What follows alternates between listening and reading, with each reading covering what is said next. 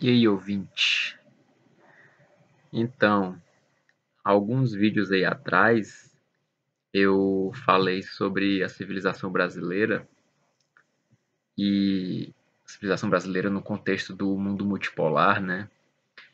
E aí, o vídeo ficou bem grande, né? Foi o maior vídeo até agora e eu não quero ficar fazendo vídeo muito grande assim, não.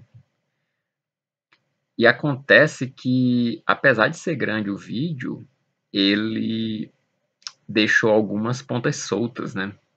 Deixou aí umas lacunas na argumentação, porque eu abri contextualizando, né? Aí eu coloquei lá a CPI das ONGs, o marco temporal, os BRICS, as relações externas do Brasil, a frente soberana, e aí eu finalizei não, mas assim, lá para frente, né?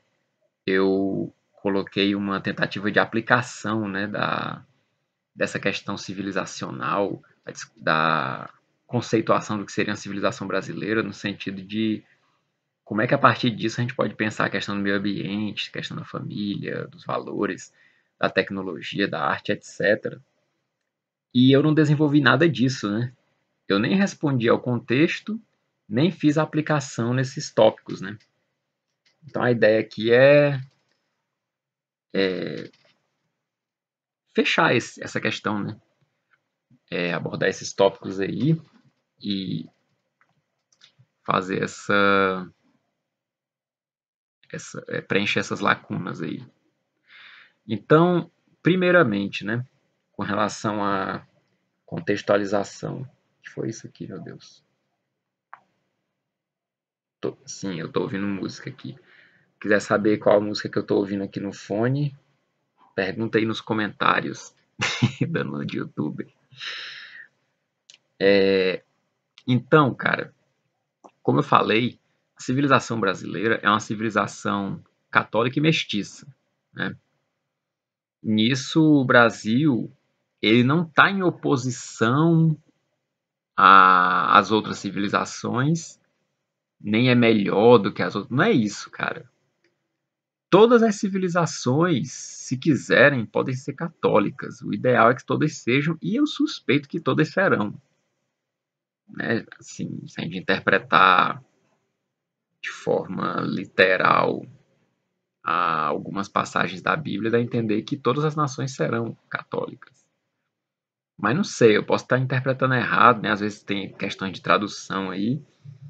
Mas, resumidamente, né, nesse ponto, o Brasil ser católico e mestiço, ele não se coloca como uma civilização superior ou em oposição às outras.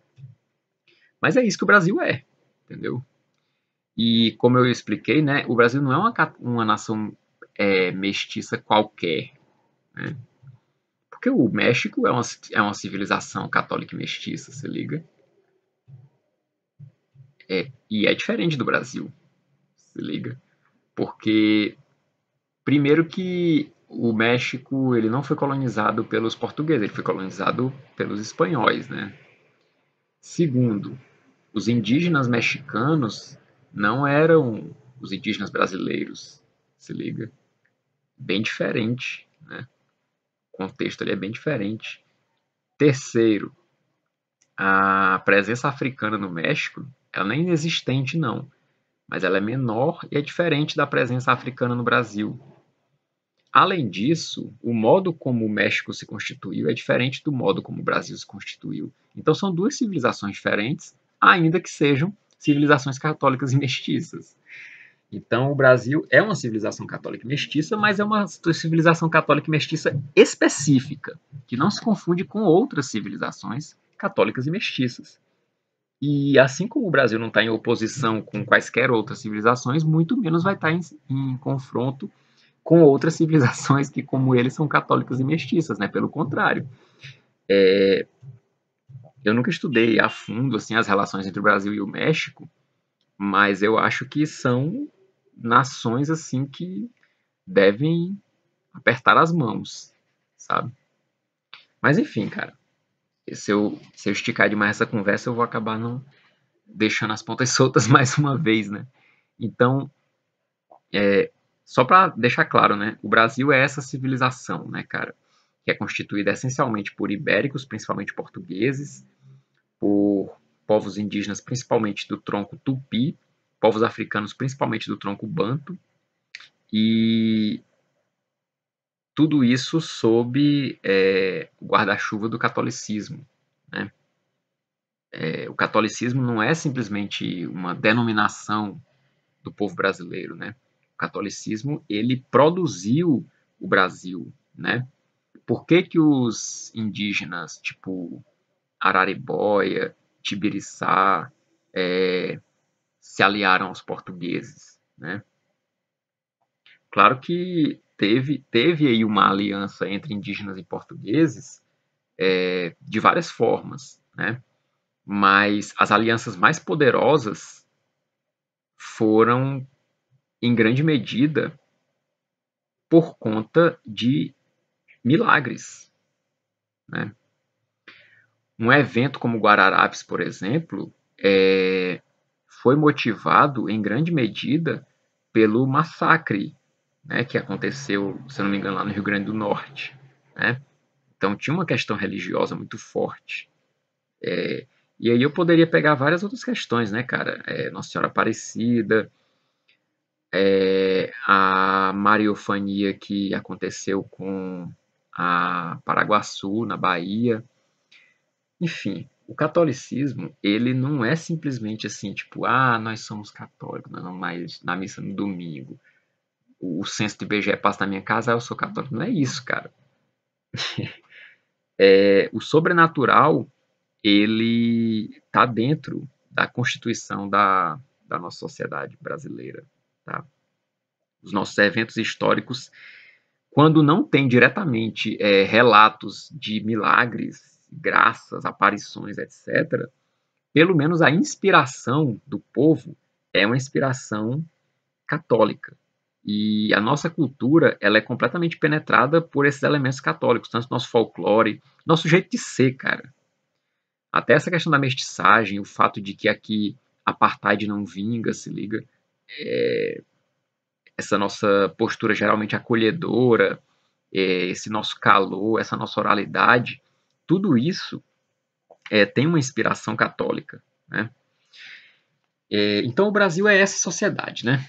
O Brasil é o Brasil, né? Para bom entendedor, quando eu falo Brasil, você já entende o que é.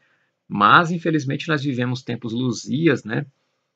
Todo mundo aí sendo formado por um departamento francês de ultramar, né? E indo pegar referência em Harvard, em Berlim, sei lá mais onde. Então o Brasil anda meio desconhecido, né? Mas o Brasil é o Brasil, né, cara? Então essa civilização brasileira, que é ao mesmo tempo jovem e milenar, essa civilização, o que ela tem a dizer para esse contexto, né? CPI das ONGs, marco temporal, que é a questão da demarcação de terras indígenas, a questão da Amazônia, a questão da biodiversidade, a questão dessas culturas, desses povos e tal. Como é que fica essas questões? Como é que a civilização brasileira aborda, resolve, tenta resolver pelo menos todos esses problemas? Bem, aqui eu não vou falar em nome da civilização brasileira. Eu sou brasileiro, mas eu não sou a civilização brasileira, né? O que eu vou fazer aqui é dizer como eu penso que a nossa civilização brasileira é capaz de lidar com esses problemas, né? Eu vou tentar falar aqui como é que eu penso que a, o contexto da nossa civilização encara esse tipo de problema, né? Então, como eu já disse, eu não gosto, por exemplo, quando alguém fala assim, os indígenas eles têm que se integrar à civilização, eles têm que ser apresentados para a civilização. Eu não gosto desse tipo de linguajar, porque, a meu ver, os indígenas eles são civilizados. Eles são civilizados, né? Pelo menos assim, a princípio, eu não posso dizer que o indígena não é civilizado simplesmente pelo fato de ele viver isolado do restante da população brasileira ou de qualquer outro povo, se liga. Uma civilização não necessariamente está em contato com outras, né? É claro que pode haver um indígena, um grupo indígena que não é civilizado, mas a gente vai ter que questionar o que a gente entende por civilização aí, né? E isso não é consensual, cara. Eu até coloquei uma citação do Leonel Franca mostrando que existem várias definições para civilização, para cultura, etc. Né? A definição que o próprio padre Leonel Franca adota, a gente vê que é bem geral, né, cara? Bem geral, assim. E aí, nesse sentido, você pode considerar que os indígenas são civilizados, né? Só que é uma civilização específica, uma civilização silvícola, né? Uma civilização selvagem, por viver na selva, né? Mas o fato dos indígenas viverem na selva, aqui você tem que olhar povo por povo, né? Como que é essa vida dele na selva, né?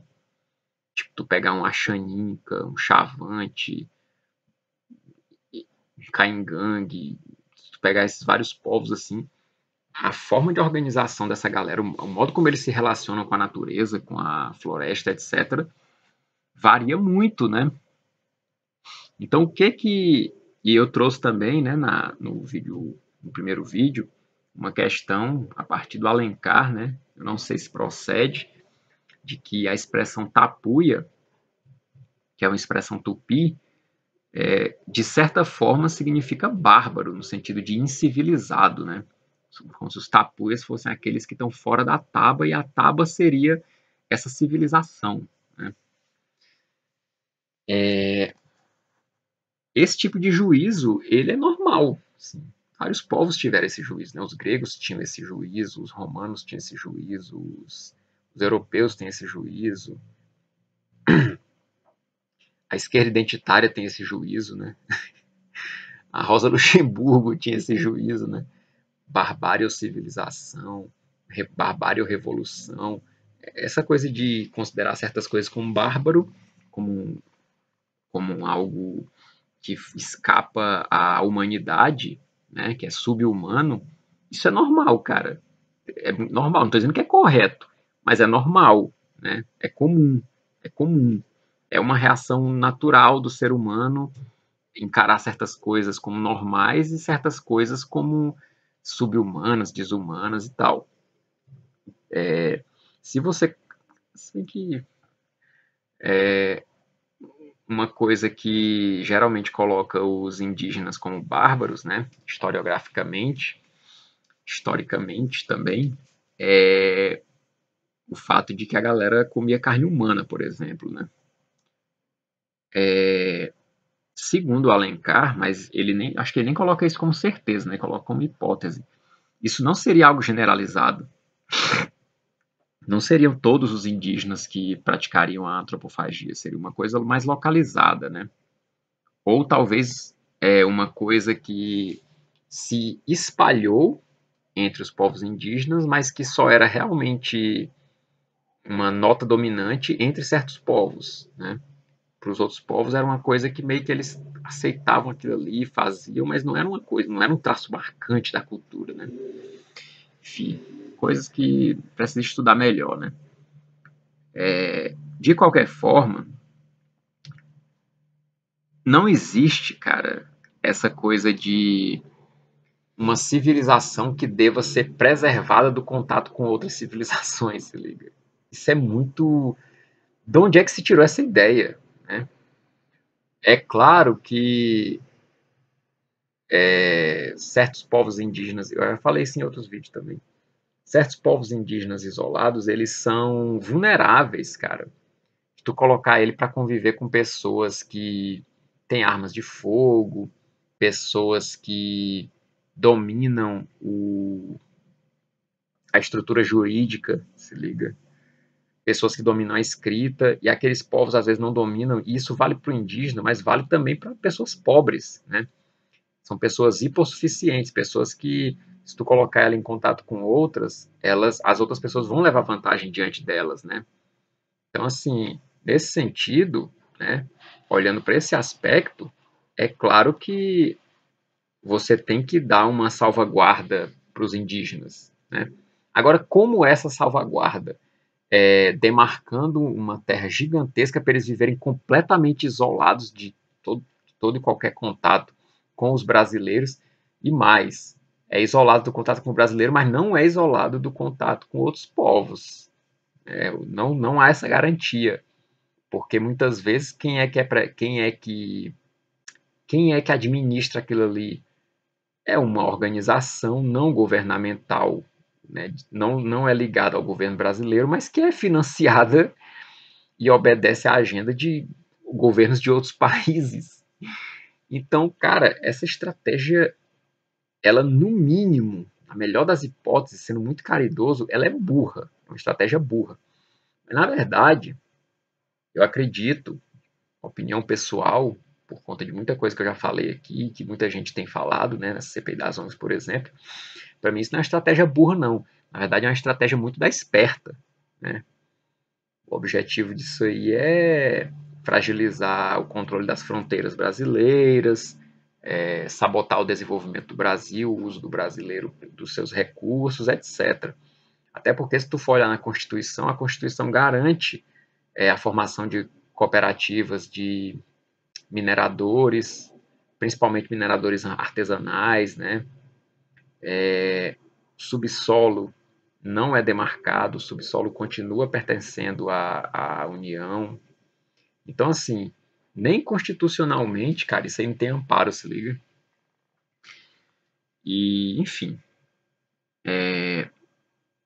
o mais importante nessa história, cara, essa questão indígena, né, que existe, né, essa questão existe, porque houve e pode continuar havendo massacres de populações indígenas, cara. Então tu não pode olhar para isso como libera geral, deixa rolar. Não é tão simples assim. Tem que ter um cuidado com isso aí. Agora, esse cuidado não se identifica com a estratégia que vem sendo adotada, com essa estratégia verde, com essa estratégia supostamente sustentável. Que essa estratégia sustentável, cara, ela é insustentável. Ela não se sustenta sob nenhum aspecto. Quer dizer, sob um aspecto ela se sustenta, um aspecto imperialista. Se o império vencer, ela se sustenta. Se ela se sustentar, o império vence. É uma estratégia imperialista, né? Então, assim, tem que haver um cuidado com essa questão, mas outro tipo de cuidado, né, cara? E para esse cuidado, cara, se tu pegar assim, os melhores elementos da tradição da nossa civilização brasileira, é a melhor saída que tem, cara. Inclusive, tanto é verdade que se tu olhar ao redor do mundo, qual é o outro país, qual é o outro povo do mundo que preserva 80% das terras, cara? Tipo assim, tu compra um lote de terra e só vai poder usar 20%. Qual é o outro lugar do mundo que tem isso? Qual é o outro lugar do mundo que tem áreas demarcadas para povos indígenas tão gigantescas quanto no Brasil? Se liga. Qual é outro lugar do mundo que tem isso, cara? Então, assim, isso mostra que o Brasil ele tem essa vocação, cara, para ser acolhedor, para respeitar. Se tu pegar a história da América Portuguesa, né, antes da independência do Brasil, tu vai ver que teve várias iniciativas, tanto de religiosos como da própria coroa portuguesa, no sentido de garantir a posse das terras por parte das populações que já viviam ali, se liga. Agora, isso não impede de haver um contato, porque quando a gente fala em assimilação, né, assimilar os indígenas, geralmente pensa a assimilação como uma espécie de violência, né? E não é, cara, porque no Brasil, quando ocorre uma assimilação, o que acontece é que as culturas se misturam. Então, tanto, por exemplo, vamos supor, né, eu sou um brasileiro, né, um cidadão brasileiro, com RG e tudo, falo português e tal, português do Brasil. Aí vamos supor que eu vou viver do lado de uma aldeia indígena, né, de um lugar ali que aquele pessoal ali, eles se reconhece como algum povo indígena e tal. Cara, na medida em que houver assimilação, tanto eu vou aprender coisa com essa galera, como essa galera vai aprender coisa comigo. A gente vai... porque isso é do brasileiro, cara. Tanto é que o viralatismo brasileiro cresce nesse terreno, se liga? Porque o brasileiro, ele tem uma tendência a ser mais humilde. E ele tem uma tendência a acolher, a querer aprender coisas de outros povos, a, a exaltar o povo diferente que chega, se liga? Isso tem uma tendência do brasileiro que, inclusive, de certa forma, a gente herdou dos indígenas. E isso é a base para o viralatismo, né? O viralatismo é como se fosse uma subversão, uma perversão disso aí, né?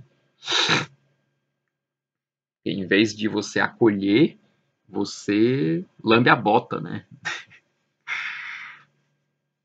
Então eu acho que é isso, cara. Eu acho que tem que ter cuidado com essa questão. A gente tem que garantir, né, um respeito às comunidades, às populações, inclusive aos elementos culturais, aos traços culturais. E eu acho que o Brasil tem toda a capacidade de fazer isso, cara. Eu não vou dizer que todo brasileiro, é aquilo que eu falei, a diferença entre a civilização e o indivíduo, né? Eu não vou dizer que todo brasileiro esteja apto a fazer isso, não. Tem brasileiro pilantra, cara. Tem brasileiro que vai querer levar vantagem em cima dos indígenas. Por isso que tem que ter uma política estatal para garantir isso. Mas eu falo assim, que a cultura brasileira, a civilização brasileira, no geral, ela talvez seja a mais capacitada para isso. Entre os povos que eu virtualmente conheço, mais ou menos, assim. Está meio que demonstrado assim, em várias questões da nossa história. Aí. Com relação à questão externa, né? Tanto os BRICS quanto governos externos. Tipo, essa coisa, né? A política externa brasileira ela sempre foi bastante imparcial, né? Mas alguns vão colocar que é do Bolsonaro para cá. Eu não sei se é bem isso, cara. É claro que aquele primeiro chanceler do Bolsonaro, ele era um pouco além da conta, né? Mas não sei, cara. Eu tenho pra mim que quando o Brasil entra, tipo, num foro de São Paulo, e aqui eu não tô assinando embaixo do Olavo de Carvalho, eu não tô fazendo teoria da conspiração, mas o fato é que quando existe esse alinhamento entre as esquerdas, né, a política externa ela ganha um viés ideológico, né? Então, de certa forma, começou com o Lula, essa ideologização da nossa política externa, né? E eu acho, cara, que a política externa ela não tem que ser completamente não ideológica, ela não tem que ser completamente neutra, se liga? Eu acho que existem sim princípios que podem nortear a nossa política externa. Não no sentido de que aqueles princípios da nossa política externa, aqueles princípios clássicos, eles são ótimos, cara. Não ingerir na política interna dos outros povos, solução pacífica de conflitos, etc. É massa, cara. Já são princípios ótimos, se liga? E aí, nesse sentido, você não tem que ficar olhando demais para os outros povos, tipo, aquele povo come cavalo, aquele povo ali, eles não obedecem às leis X ou Y, a moralidade deles é ruim e tal. Eu acho que, cara, a gente não vai misturar a nossa moral com a deles, se liga? Mas a gente também não vai ficar querendo ser a palmatória do mundo, se liga? Nós vamos dizer para o mundo como ele deve se comportar e, e nós vamos lá se meter realmente, dizer, ó, aqui você faz assim, o assado, porque, cara, é a casa dos outros, se liga? Tu não fica cagando regra na casa dos outros, doido. Então, assim, isso tem que ser moderado. Mas não quer dizer necessariamente que, por conta disso, tipo, tá rolando um massacre lá no país e eu vou vender arma, se liga? Pra galera fazer o massacre, se liga? Eu acho que a gente também não precisa ser tão pragmático assim, se liga? Eu acho que dá pra gente ter uma postura equilibrada, moderada nisso aí, se liga? E quais seriam os princípios, né? Quais seriam os valores, quais seriam as fronteiras que não poderiam ser cruzadas, né? E aí eu acho que o Brasil tem que se basear nos valores brasileiros, cara, que são esses valores que eu coloquei, né? Os valores católicos, né? Que a gente aprendeu muito bem e deu contribuição, inclusive, né? Claro que é uma coisa que meio que se perdeu, mas eu acho que com o resgate que está tendo agora, cara, dessa literatura da primeira metade do século XX no Brasil, né? Tipo, Eduardo Prado, né? Carlos de Laet, tem um outro cara, o Afonso Celso, vem Alberto Torres, o Jackson de Figueiredo, Arlindo Veiga dos Santos, o Padre Leonel Franca, Farias Brito. Eu acho que esses caras eles refletiram sobre muitas coisas, né, cara, a partir desse nosso viés católico, né? Então, assim, eu acho que a gente tende a oferecer uma contribuição em termos de valores, sabe? A gente continuar nesse movimento, se ele não for interrompido. Então é isso. Aí, como é que seria a questão, por exemplo, do Ortega, né? Bom, eu acho que apoiar uma invasão ou algum tipo de sabotagem dos Estados Unidos lá na Nicarágua, eu acho que isso aí não é uma boa ideia, não. Até porque, se a gente for olhar bem questão de valores, os Estados Unidos não são muito melhores do que a Nicarágua. Tá certo que lá a igreja tem liberdade para funcionar, né? Você não vê um discurso abertamente anticlerical e anticatólico, que nem os discursos do Ortega, né? Mas, primeiro a gente tem que olhar o contexto, né? A Nicarágua é um país que sofre há muitas décadas, né, cara? E talvez uma nova invasão dos Estados Unidos não vá ajudar a solucionar o problema, não. Não é isso que a experiência mostra, tanto lá como em outros países, inclusive aqui, né? Mas eu acho que o Brasil tem que se posicionar assim, no sentido de dialogar com o Ortega, cara, e dizer, bicho, sossega aí, sossega a cibita aí, cara. Respeite a igreja, respeite o clero, né? Você tem provas de que um padre, um bispo está cobertando conspiradores, subversivos, sei lá, alguma coisa assim, enfrente o bispo, aquele cara lá. Se você tem provas, coloque ele no tribunal e puna aquele cara, né? Mas não é isso, cara, que tá rolando, se liga? Tem um negócio anticatólico rolando ali mesmo. Mas é isso, eu acho que é a diplomacia, eu acho que o Brasil tem que prestar um papel diplomático nesse tipo de questão, se liga? Acho que a gente não pode ficar tipo assim, ah, deixa rolar aí, vamos ser pragmático. Para mim isso não é pragmático. Você ficar jogando as coisas para debaixo do tapete não é pragmatismo, cara. É outra coisa isso aí, bicho. É procrastinação, é outra coisa, cara. Preguiça, é egoísmo. Isso não é pragmatismo. Com relação à frente soberana, né, cara? Aqui eu já gravei uns vídeos aí, né, falando sobre por que o Ciro não é nosso rei persa, né? Falando sobre. Eu esqueci agora o nome que eu coloquei no vídeo, cara. Teatro das Tesouras 2, né? Então eu já falei bastante sobre a política nacional, né, cara? Mas é isso, eu acho que a nossa soberania, cara, ela depende. É soberania de quê, né? Soberania do Brasil. Então ela depende de você ter claro o que, que é o Brasil. Então a galera, por exemplo, tem muito isso no PDT, no cirismo em geral. E até em outros lugares, até em outros meios nacionalistas aí, ou supostamente nacionalistas, né? Essa ideia de nacionalismo materialista, né? Tipo, nós somos a favor do nacionalismo, não sei o quê, nós somos a favor da cultura brasileira, do catolicismo, mas também da Umbanda, do Candomblé. Opa, calma aí. Calma aí, filho. Calma aí. A galera coloca tudo assim, faz uma equivalência. E, cara, em religião não tem como tu fazer isso, cara. Religião, o que tu faz é o seguinte, tu respeita as pessoas praticantes de toda e qualquer religião. Mas não tem como tu colocar as religiões em pé de igualdade. O que acontece quando tu coloca as religiões em pé de igualdade é que tu destrói todas elas. Em nome de uma religião que é a religião da tolerância. Se liga? Porque é o tipo da coisa.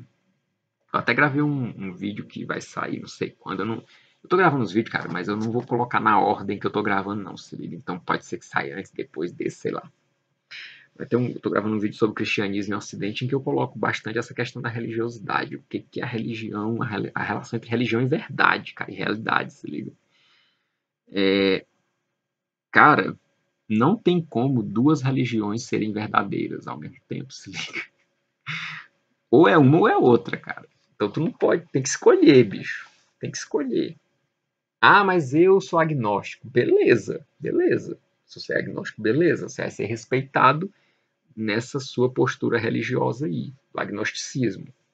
Mas o Brasil não é agnóstico, cara. O Brasil, ele é católico. Ele foi construído pelo catolicismo. Então, o catolicismo ele está acima das outras religiões na nossa realidade. E aqui eu estou falando do ponto de vista estritamente nacionalista, né? Mas o catolicismo ele está acima porque ele é a religião verdadeira, né? E é isso, cara. Tipo, se alguém de alguma outra religião acha que na verdade a religião verdadeira é a dele, ele tem direito de colocar isso na roda para a gente discutir. Ah, então vamos discutir aqui. Vamos ver qual que é a verdadeira, né? Então o diálogo interreligioso ele pode acontecer. As religiões elas podem, as pessoas de diferentes religiões podem dialogar sobre religião, né? Dialogar para não se matar também, né? Mas você não pode fingir que todas são uma é tão verdadeira quanto a outra, esse tipo de coisa, porque isso vai, o resultado disso é que tu neutraliza todas, né? Todas elas se tornam qualquer coisa sem poder, sem força de verdade, se liga. Então, não, cara, não.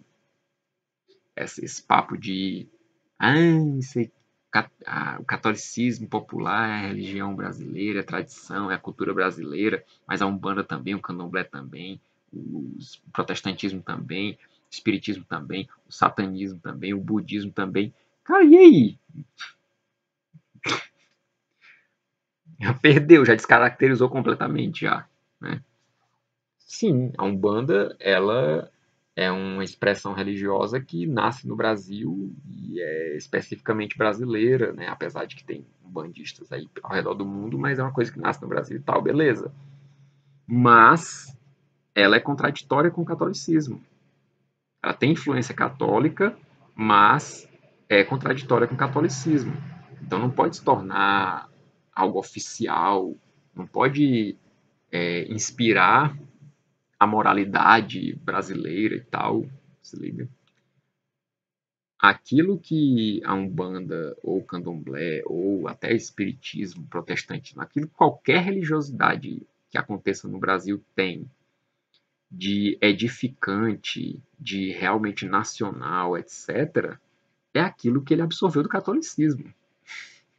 Se liga? Agora, se você não compreende o que é o catolicismo, se você acha que o catolicismo é uma coisa de fora do Brasil, se é algo europeu, eurocêntrico ou coisa do tipo, a meu ver é porque você não sabe o que é o catolicismo. Aí eu tenho uns vídeos aí sobre. Tem esse vídeo que vai sair, né? Cristianismo no Ocidente. Talvez já tenha saído quando esse aqui sair. E eu gravei uns vídeos também sobre sincretismo e enculturação em que eu discuto, né? Sobre o catolicismo e a cultura brasileira. Então, assim, a Frente Soberana, cara.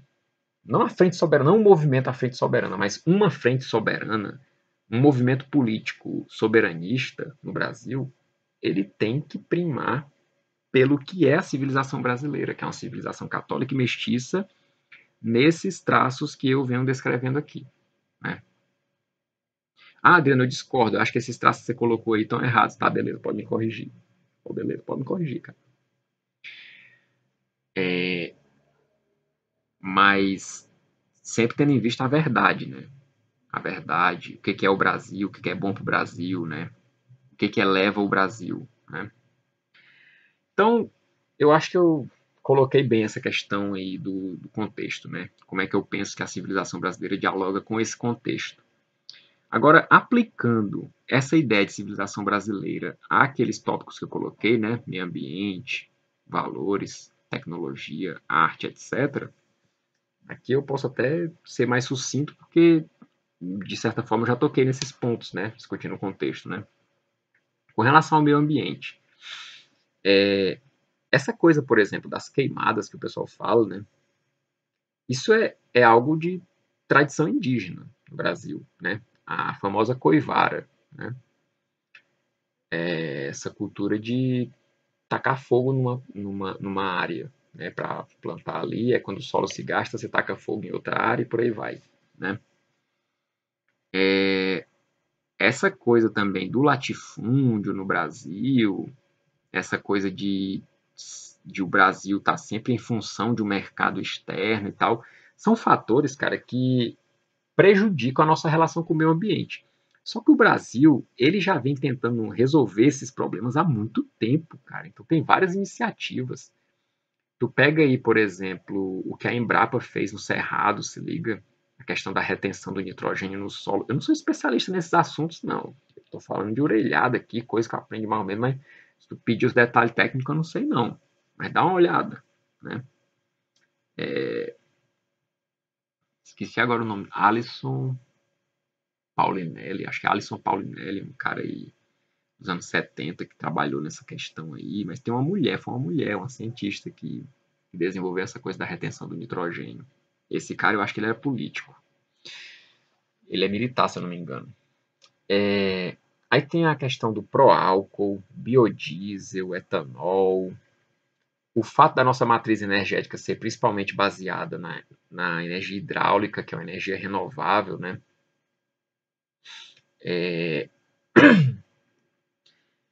A, também o investimento que a gente tem feito também, né, na energia eólica e solar.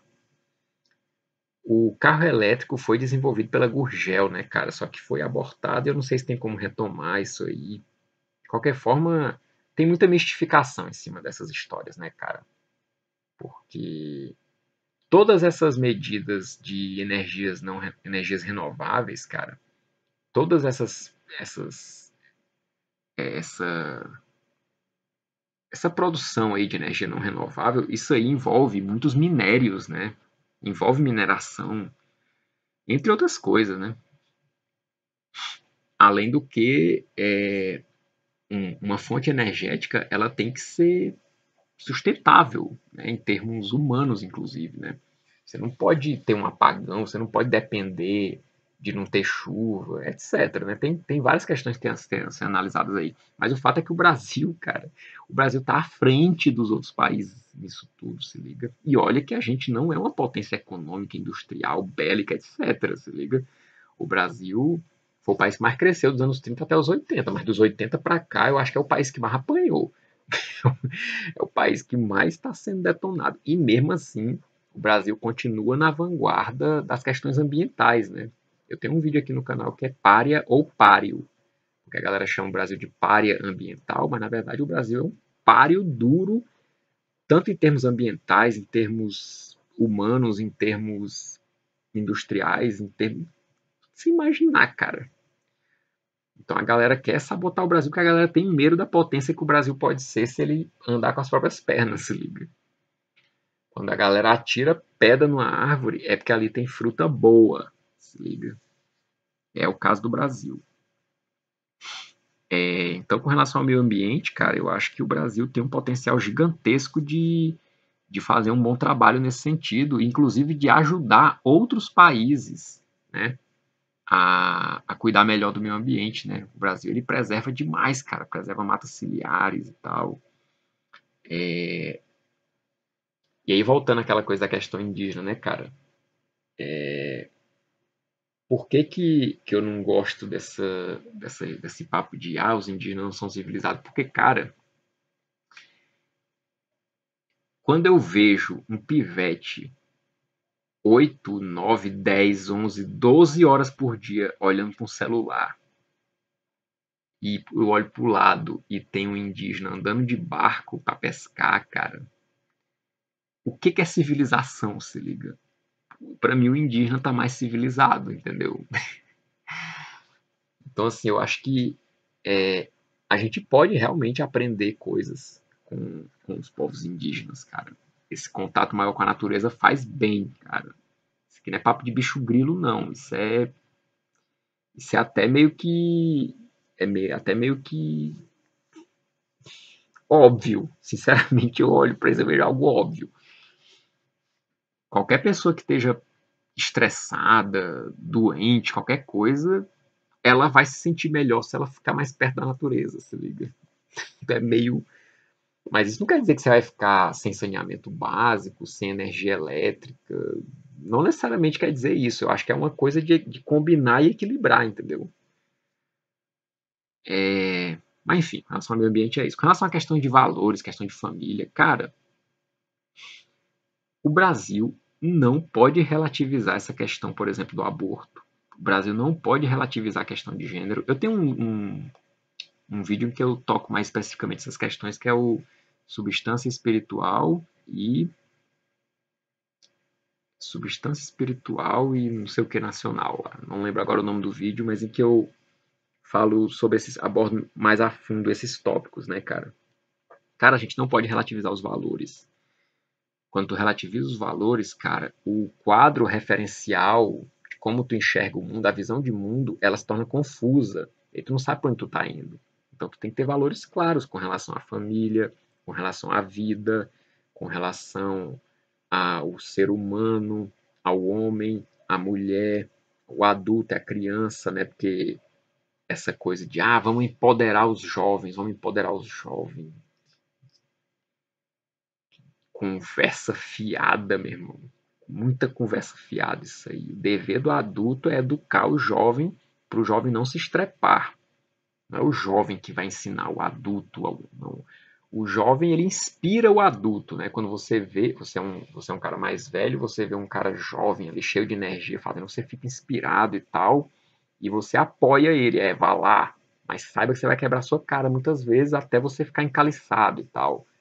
É mais ou menos essa relação. Não é empoderar o jovem, porque o jovem é que sabe. Não, cara, o jovem sabe nada. O jovem, ele tem energia, ele tem iniciativa, ele tem força, então ele que vai lá lutar e tal, e ele deve ser ouvido, né? Ele tem direito à voz. Mas não no sentido de que ele vai determinar os rumos do país, cara. Não, é colocar a chefia da tua casa na mão da criança. Isso é vagabundagem de adulto vagabundo, mas na verdade isso aí são adultos que querem controlar o mundo, então eles fortalecem os elementos mais fracos, né? Os elementos mais manipuláveis, né? Enfim. Com relação à tecnologia, cara, o Brasil se desindustrializou, né, cara? A gente ainda tem aí a Avibraz, a gente ainda tem a Embraer, ainda está em tempo da gente recuperar a CEITEC. O nosso projeto espacial tem aí uns passos que podem ser retomados e tal. O nosso submarino de propulsão nuclear tem que sair. Santos Dumont inventou o avião, cara. Então, assim, o Brasil ele tem um potencial de invenção, de engenharia, desenvolvimento de tecnologia. A gente não vai acompanhar o desenvolvimento da China, dos Estados Unidos, etc., até porque talvez não seja bom. Porque a tecnologia ela tem que estar submetida aos nossos valores. Então, por exemplo, será que inteligência artificial é uma coisa interessante? Talvez, se ela for conduzida de acordo com os valores interessantes, né? Então, assim, sempre que a gente olha para a tecnologia, a gente tem que pensar primeiro nos princípios, cara. Eu até falei aqui já em um vídeo diferença do Ciro pro Aldo, né? quando falam sobre educação, o Aldo diz, né? A educação tem que ter respeito pelo professor, tem que ter disciplina, e já o Ciro fala, a educação você tem que ter realidade aumentada, não sei o que. A tecnologia ela nem sempre é interessante, não, cara. A tecnologia ela tem que obedecer aos princípios. Primeiro, o que eu quero fazer? Isso. Que tecnologia me serve para isso? Entendeu? Mas primeiro é o que eu quero. A tecnologia ela obedece a esses valores, às finalidades, né? A tecnologia não é um fim em si, né? O desenvolvimento tecnológico, essa coisa de economia do conhecimento, tem que estar submetida aos valores nacionais. Com relação à arte, né? A arte na produção espiritual em geral. Eu gravei um vídeo, só que ele é um vídeo meio psicodélico, porque eu estava só meio que refletindo e falando aqui com a câmera e tal, não tinha roteiro nem nada, assim, eu fui soltando as coisas e tal. Mas eu tenho vários vídeos em que eu discuto, né, a arte nacional, a produção espiritual do Brasil, né. Mesma coisa, cara. Tem que tá voltado para esses nossos valores e para nossa natureza, né, cara? A gente é fruto dessa miscigenação e eu acho que essa miscigenação ela já deu muitos frutos no campo espiritual, mas ela ainda tá, tipo, eu acho que foi o mínimo do mínimo que foi explorado nesse campo, se liga? Até porque, por exemplo, a gente vem de culturas, dois troncos que são culturas orais, né, que são os indígenas e os africanos, e um tronco que era de cultura escrita. Então, em termos de produção escrita, né, e também coisas relacionadas à tecnologia e tal, coisas que demandam dinheiro, eu acho que a gente tem muita. A gente ainda está muito restrito ao europeu. Eu acho que o indígena e o africano se manifestaram mais em coisas que são da oralidade, que são do corpo e tal, né? Que são mais físicas ou mais orais, né? Ou mais imediatas, né? Essas coisas mais duradouras que entram no registro escrito, no documental, eu acho que ainda é muito marcadamente europeu. Mas eu acho que esse processo ele vai continuar e ele já está nas entrelinhas também. Nas entrelinhas você consegue ler a influência africana, por exemplo, a música, né? A música sacra colonial, né? Lobo de Mesquita, Castro Lobo e tal, geralmente eram afro-brasileiros que faziam essa música. Então você vai ouvir, você pode ter a impressão, isso aí é música europeia. Mas se você for comparar essa música com a música europeia, talvez você perceba que ela tem diferenças, né? Essa diferença em parte é por um isolamento, né? Porque Minas não tinha acesso ao litoral, mas em parte pode ser por conta dos caras terem essa ascendência africana, né? Então talvez eles olhassem para a música, para a musicalidade, para a própria religião, etc., com um olhar um pouco diferenciado de como um português ou um outro europeu olharia, né? Mas é isso, eu acho que a gente está no meio desse processo, se liga? Então eu vou encerrar por aqui porque esse é um tema que ele se derrama em vários vídeos, né? Toda essa questão. Porque o nome desse canal não é Civilização Brasileira, né? Civilização Brasileira é um outro canal aí de um camarada, muito bom o canal também, mas o assunto aqui no Contratempo do Algoritmo geralmente é esse, né, cara? A civilização brasileira no contratempo do algoritmo. Então, valeu, viva o Brasil, salve Maria, viva Nosso Senhor Jesus Cristo, viva Cristo Rei e Auequem!